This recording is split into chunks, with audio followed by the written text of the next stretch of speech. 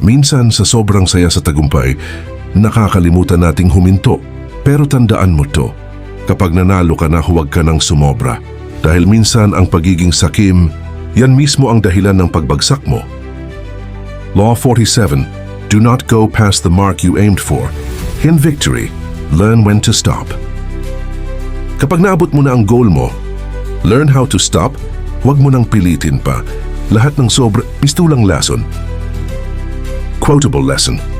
The moment of victory is often the moment of greatest peril. Mga paalala. Hindi lahat ng laban dapat tapusin ng bugbog sarado. Kapag nakita mong panalo ka na, magpasalamat umatras ng may dignity.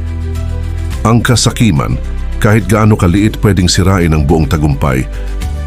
Mga dapat gawin. Mag-set ka ng limit bago ka pa magsimula. Alam mo na kung kailan titigil. I-analyze ang timing, may right time para umatras. Observe reactions. Kapag ang kalaban o mga tao sa paligid mo ay nagsisimula ng mainis, baka sumusobra ka na. Personal experience. Sabi ni Carlo, noong una bentang-benta ako sa mga client. Lagi akong top sa sales.